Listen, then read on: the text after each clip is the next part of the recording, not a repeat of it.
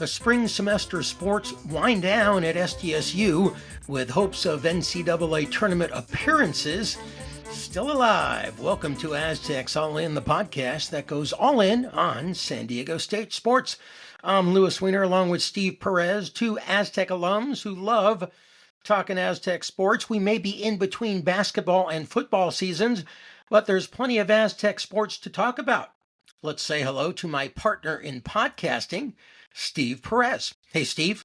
Hello, Louis. It's been a minute since we've been on, but good to be with you once again for another exciting edition of Aztecs All In. Coming up, a little bit of everything, including news about some sports that you may not follow that closely on the Mesa. Aztec men's golf gearing up for a trip to Tallahassee for an NCAA regional, but the end game is back here for the NCAA Championship Tournament at La Costa. Aztecs baseball team just trying to find a way to get into that Mountain West tournament. Plus, we may be getting a sneak peek at what the new Pac-12's media contract might look like. But first, let's start with a little golf from Steve. Steve? Louis, the Aztecs men's golfers in the midst of preparing for competition in the Tallahassee Regional held at Seminole Legacy Golf Club. Florida State, the host program in the 54-hole event. Aztecs, one of 28 automatic qualifiers at 6 regional events around the country, beginning Monday, May 12th, ending Wednesday, the 14th. And by the way, in an earlier version of this podcast, I did say the event started this Monday, May 5th. Wrong! It's next Monday, May 12th.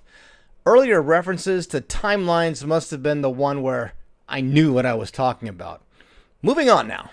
The Aztecs, led by Justin Hastings, whose win south of the border qualified him for some of the game's biggest tournaments in the professional world, including the Masters and the U.S. Open. Hastings, fresh off winning the Mountain West individual title, leading his team to a Mountain West championship as well, 4th straight for the Aztecs. It's the Aztecs' 20th appearance in NCAA postseason play under Coach Ryan Donovan. He's a former player himself for the program. The Aztecs' chances of making it to the championship in their home county at La Costa May 23rd through the 28th are very good. The top 5 teams from each regional make it, and the Aztecs going into Tallahassee with a number 3 seed. Aztecs' focus has been finding guys with a bigger upside, according to Donovan, and someone committed to San Diego State who wants to be an Aztec for life.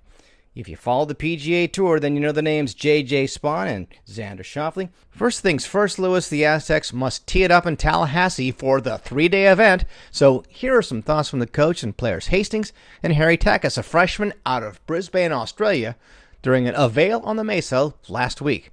Sound coming to us courtesy of GoAztecs.com. Our goal is to put together a great schedule all year, so we've seen all these teams throughout the year, so we're really not intimidated by anybody.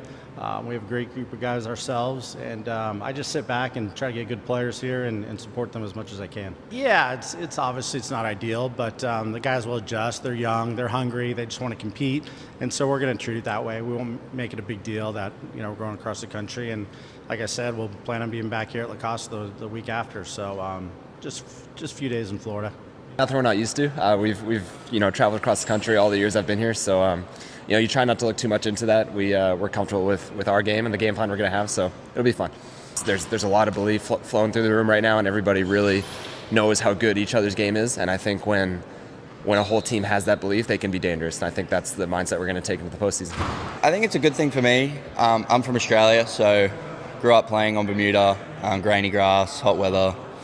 A little different to San Diego, so I think it'd actually be a nice change of scenery. We don't travel to the East Coast much, so I haven't really got to experience it just yet this year, but I'm very excited to go there. I feel like it's almost an advantage. I'm going to all these golf courses and playing them for the first time and just kind of doing what they tell me to do. I think Justin's a very good leader. He's kind of taken me under his wing a little bit and sort of shown me the ropes and mapped out golf courses, and I think that's been a really big help in my success on the golf course this year. I haven't beaten everyone on the team in one tournament yet, so my nickname around here is Second Low Aztec. But I'm just trying my best each and every week. I don't really have any scar tissue in college golf, so I just go out and try my best, and hopefully the team does well. Harry from Down Under, the last voice you heard, Louis. You could very well be hearing from him again. He's a 3-time Mountain West Men's Freshman of the Week, most recently April 21st when he tied for 11th at the Western Intercollegiate at Pasatiempo in Santa Cruz. Performance included a career-low 66. On to some women's softball, Steve. The Aztec women's softball team is getting set for the Mountain West Conference Tournament with hopes of a second straight berth into the NCAA Tournament. The Aztecs host the Mountain West Tournament beginning Wednesday, and they enter on a 4-game win streak to finish the regular season after sweeping San Jose State, including a walk-off 5-4 in the final game of the regular season on Senior Day Saturday, and this is what it sounded like. Decker out into right field, drops in for a base hit. They're going to send her around, sliding in, safe. Callie Decker with a Senior Day walk-off hit. Then San Diego State closes out the regular season with a sweep of San Jose State. They win this thing 5-4. As the second seed, the Aztecs are one of 2 teams that earned a first-round bye. The other is first seed Nevada. The tournament starts as a single elimination Wednesday with 4-seed Boise State playing 5-seed Utah State at 3, followed by 3-seed Fresno State playing number 6 San Jose State. But it then turns into a double elimination format. The Aztecs will play the winner of the Boise-Utah State game Thursday at 6 p.m. The championship game is set for Saturday at noon, with an if necessary game scheduled for 2:30. The Aztecs finished the regular season with a record of 33-16, and they were 16-6 in the Mountain West. They finished off the regular season strong with a couple of players earning top conference honors. Grace Uribe was named Mountain West Pitcher of the Week last week after pitching 6 shutout innings on April 26th in the Aztecs' win over 12th-ranked Arizona. She faced 20 batters and retired 18 of them. The week before, Quinn Waiki was named Conference Freshman of the Week after hitting 2 home runs in a 10-8 win over Boise State. The Aztecs can hit, and that's for sure. They finished the regular season with a .303 batting average and held opponents to a .249 average. On the pitching side, the Aztecs finished with a team ERA of 2.98, while their opponents had an ERA over 4. On the offensive side, 2 Aztecs players finished with an OPS above 1,000, Allie Duker and Callie Decker. And on the pitching side, CeCe Salora led the way with a 15-7 record and an ERA of 2.32, and Grace Uribe finished with a 9-1 record and an ERA of 3.13. That does it on women's softball. Steve, why don't you catch us up on the baseball team? All right, on to baseball. Second season under Coach Sean Cole. Aztecs with conference series this past weekend against the Lobos. Charlie Smith Field inside Tony Gwynn Stadium. Lobos battling it out with Fresno State for top seeding in the tournament. Aztecs one of 4 teams vying for the final 2 spots in the Mountain West Championship Tournament. Aztecs still intent on being one of those teams who make it to the Mountain West Tournament. It's being held for the first time at a neutral site in Mesa, Arizona, Sloan Park, where the Cubs play their spring ball. The top 16 qualifying for double elimination on Wednesday, May 21st. The Aztecs dropped Game 1 of the series Friday night, Tony Gwynn bobblehead night. Saturday night game as well. The Sunday game, if you haven't been to a college game on the Mesa, it's a good time. Plenty of seats available. Great ticket price. A few sprinkles to start out the noon affair. And a Star Wars promotional game, Lewis.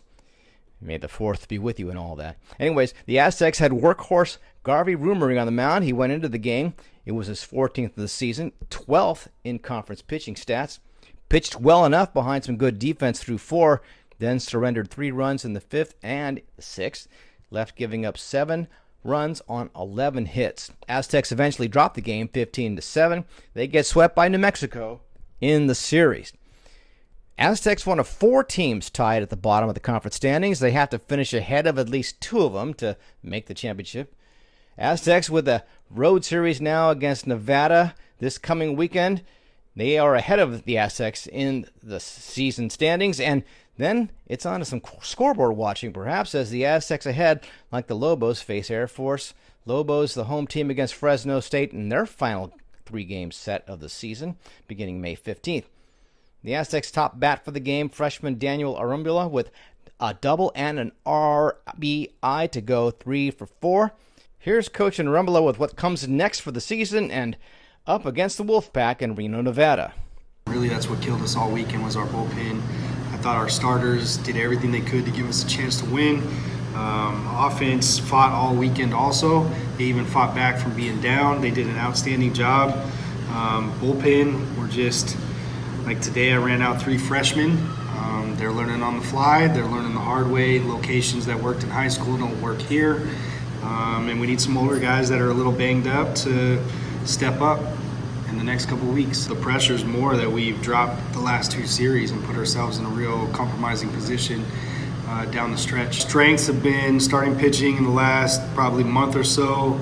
Offense has been really good and they've been improving.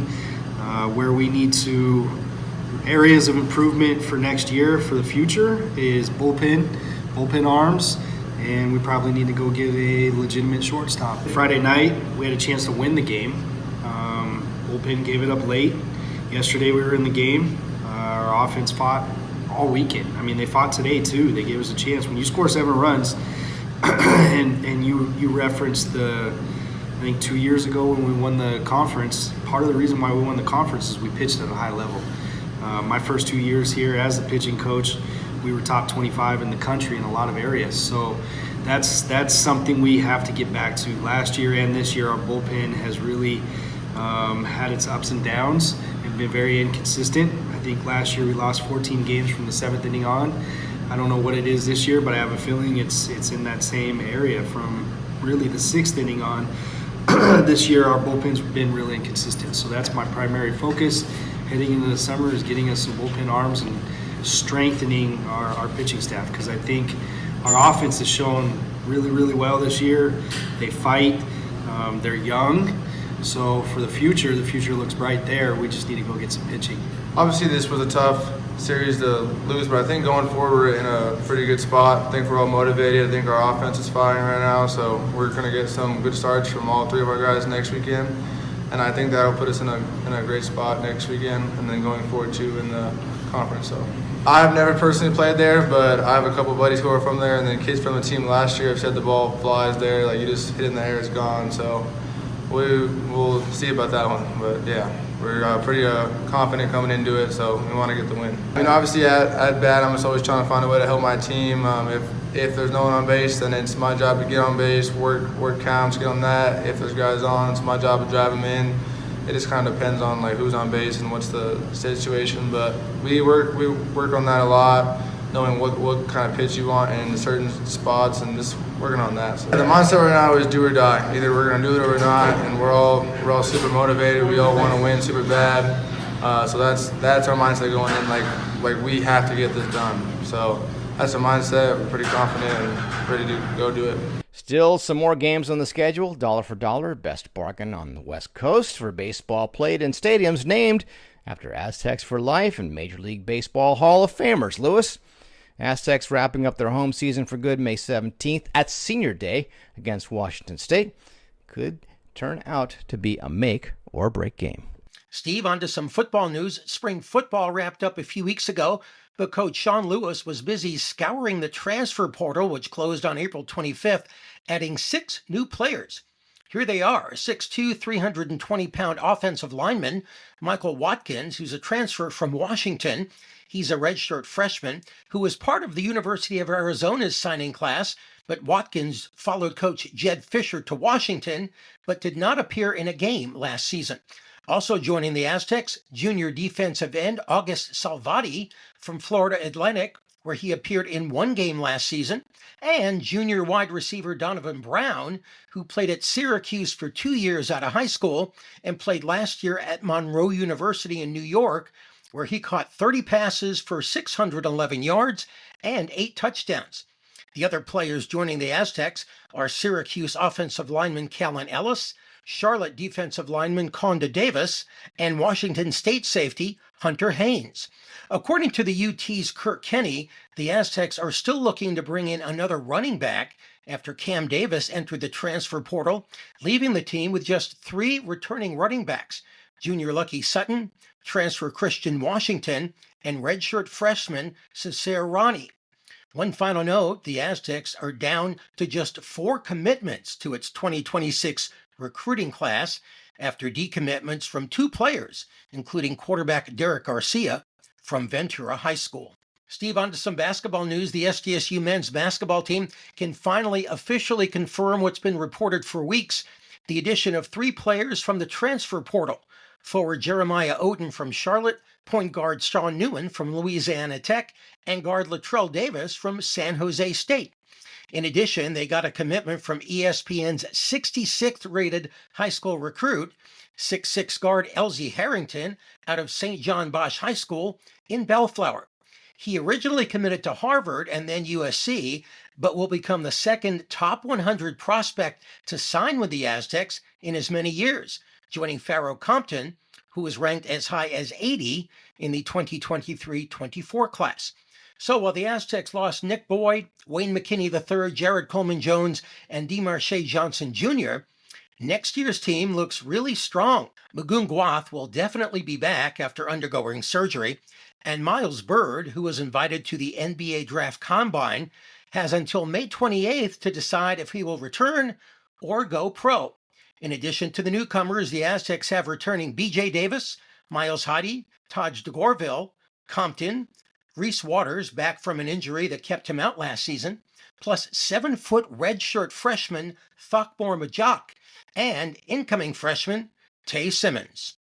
And finally, the Aztecs are still 14 months away from officially joining the Pac-12, but we're getting a sense of what the media rights agreement for the new members might look like. The Pac-12 announced this week that its 2 current members, Washington State and Oregon State, agreed to a media deal for the 2025 upcoming football season with the CW, which will broadcast 9 of the 13 games, along with CBS, that's Big Boy CBS, not CBS Sports Network, and ESPN, showing 2 games each. But does that mean those are the front runners for the rebuild conference beginning next year? Maybe, but maybe not. Still believed to be in the running, Warner's brother Discovery, whose TNT and TBS networks will lose the NBA next season, along with Fox. Steve, send us on home. That'll wrap up this edition of Aztecs All In. Please send comments, suggestions to our Gmail account, aztecsallin@gmail.com. And then there's the X, and this, Lewis, is going to officially be my last reminder that it's formerly known as Twitter, at Aztecs_all_in. So for Lewis Weiner, this is Steve Perez saying thanks for joining us, and we will be with you again soon.